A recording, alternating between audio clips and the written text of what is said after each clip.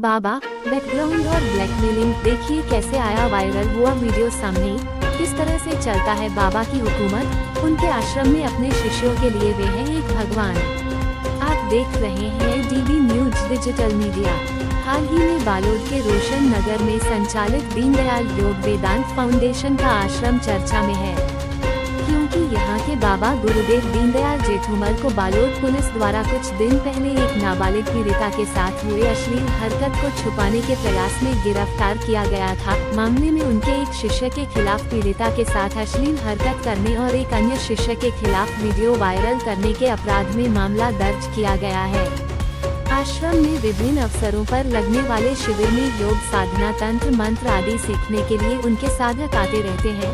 मंत्र ज्ञान के नाम से उनका विभिन्न सोशल मीडिया प्लेटफॉर्म पर आईडी बना हुआ है, जिसमें उनके आश्रम की कई गतिविधियों से संबंधित वीडियो भी अपलोड और उनके लाखों फॉलोअर है। हमने उनके सोशल मीडिया अकाउंट को खंगाल तो कई ऐसे वीडियो देखने को मिले जो उनके साधकों की भक्ति और विभिन्न चमत्कारों तक का भी दावा करती है। कुछ वीडियो में तो काले जादू को लेकर भी चर्चा होती दिख रही है। कुछ वीडियो में तो बाकायदा उनके साधक उन्हें भगवान का दर्जा देकर उनकी पूजा करते, उनके सामने लेटकर दंडवत प्रणाम करते नजर आ रहे हैं। अपने शिष्यों के लिए वे भगवान तुल्य जाने जाते हैं, पर किसी को इस बात का अंदाजा नहीं था कि बाबा इस तरह से आगे ब्लैकमेलिंग का शिकार होंगे और फिर आश्रम की छवि पर कीचड़ उछलना शुरू हो जाएगा। खुद इंटरनेशनल स्तर के एथलेटिक्स खिलाड़ी भी है बाबा। आमतौर पर बाबाओं को लेकर कई तरह की भ्रांतियां लोगों में फैली रहती है, पर बालोद वाले इस बाबा की कुछ खासियत भी है। जहां वे अपने साधकों के लिए ईश्वर तुल्य है, तो दूसरी ओर वे खिलाड़ियों के लिए एक प्रशिक्षक के तौर पर भी जाने जाते हैं। वे खुद इंटरनेशनल स्तर के एथलेटिक्स खिलाड़ी है।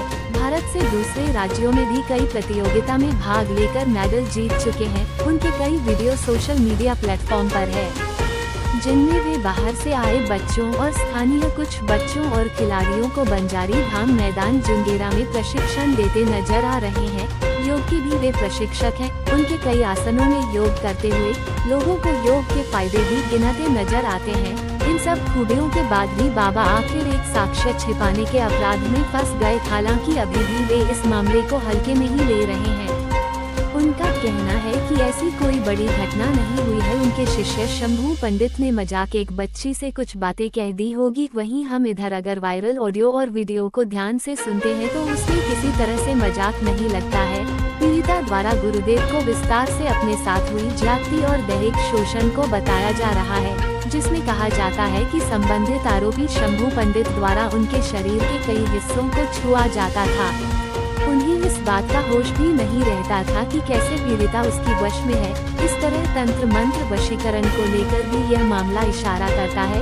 उनके आश्रम में बाहर से अधिकतर लोग इसी तरह की विद्या सीखने के लिए आते थे और अपनी इंद्रिय शक्ति कुंडली जागृत करके खुद की अंतर शक्ति बढ़ाने के लिए लोग साधना करते हैं।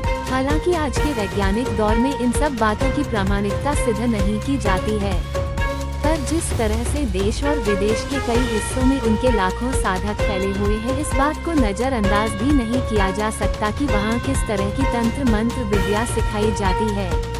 गिरफ्तारी के बाद जमानत पर रिहा होने वाले बाबा दीनदयाल जेठुमल अब मीडिया के सामने अपनी सफाई दे रहे हैं कि घटना कोई बड़ी नहीं थी, सब अपने बच्चों के बीच हुआ थी। कुछ लोग इसे तोड़ देकर मामले को बड़ा बता रहे हैं, तो वहीं उन्होंने अपने वीडियो बनाने वाले राजवीर उर्फ जयवीर यादव पर ब्लैकमेलिंग करने का आरोप लगाया है। बाबा का कहना है कि फरवरी में घटना के बारे में पीड़िता ने उन्हें फोन पर जानकारी दी थी। उन्होंने कहा था कि दिन में उनके साथ आश्रम के बाहर किसी के घर के पास शंभू पंडित ने प्यार का इजहार करते हुए हाथ आदि पकड़ लिया था। इसके बाद मैं अपने शिष्य शंभू पंडित को समझाया भी था।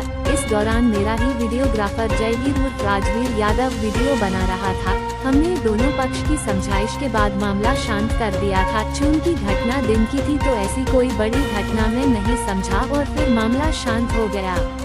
कुछ महीने बाद राजवीर यादव द्वारा मुझे शंभू पटेल को डांटते वाला वीडियो दिखाकर ब्लैकमेलिंग किया गया कि मुझे पैसे चाहिए। उनके द्वारा काफी ज्यादा डिमांड की गई। कहने लगा कि आश्रम बेचकर जितने पैसे आ सकते हैं वो सब मुझे दे दो। उसके द्वारा जबरदस्ती मेरे मोटरसाइकिल को भी बेच दिया गया और मुझसे 18,000 रुपए भी वसूल लिया, जिसका ऑडियो रिकॉर्ड मेरे पास सुरक्षित है। उन्होंने कहा कि राजवीर यादव की ब्लैकमेलिंग से परेशान था और मैंने उसके मांग के मुताबिक पैसे नहीं दिए थे। उन्होंने फिर वीडियो ऑडियो वायरल कर दिया, जबकि मामला उसी समय शांत हो गया था। सभी अपने बच्चे हैं, अगर अपने ही पैर में कोई फोड़ा हो जाए तो पैर को काटकर नहीं फेंकते बल्कि सुधार करते हैं। ऐसा ही मैंने किया था, पर अब कुछ लोग ऑडियो वीडियो वायरल होने के बाद मामले को बड़ा स्वरूप प्रदान कर रहे हैं। बाबा के मीडिया में दिए इस बयान को लेकर भी लोगों के बीच तरह तरह की प्रतिक्रियाएं सामने आ रही है। इधर आश्रम के भीतर संदिग्ध गतिविधियों के संचालन को लेकर भी सवाल उठने लगा है। हाल ही में वार्ड पार्षद कसमुद्दीन कुरैशी, अन्य पार्षदों और नागरिकों ने मिलकर एसडीएम और नगर पालिका प्रशासन के नाम से ज्ञापन देते हुए दीनदयाल फाउंडेशन के आश्रम की जांच करने और उनके द्वारा किए गए अवैध अतिक्रमण को तोड़ने की मांग की गई है। लगातार पार्षद सहित नागरिक इस मुद्दे को उठा रहे हैं। जब वीडियो ऑडियो वायरल हुआ था तो उस समय भी इसी मुद्दे को लेकर शिकायत की गई थी, जिसके बाद पुलिस ने संज्ञान लिया और पीड़िता के परिजनों से संपर्क कर मामले में एफआईआर करवाया। इसके बाद बाबा की गिरफ्तारी हुई थी। इस चर्चित आश्रम और बाबा दीनदयाल को लेकर जब हमने उनके बैकग्राउंड जानने का प्रयास किया तो कई चौंकाने वाली बातें भी सामने आई। आपको जानकर अचंभा लगेगा कि बाबा के कई रूप है।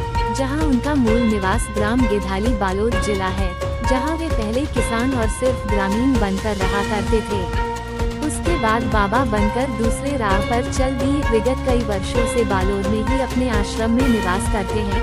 बाबा का साम्राज्य काफी फैला हुआ है। दिलचस्प बात यह है कि उनके आश्रम में स्थानीय बालोद जिला या छत्तीसगढ़ से कम दूसरे राज्य खासकर उत्तर प्रदेश, बिहार, गुजरात, पश्चिम बंगाल, यहाँ तक कि दूसरे देश बांग्लादेश के भी साधक और अनुयायी जुड़े हुए हैं। दीनदयाल फाउंडेशन को शिकायत क्या मामले इस बारे में?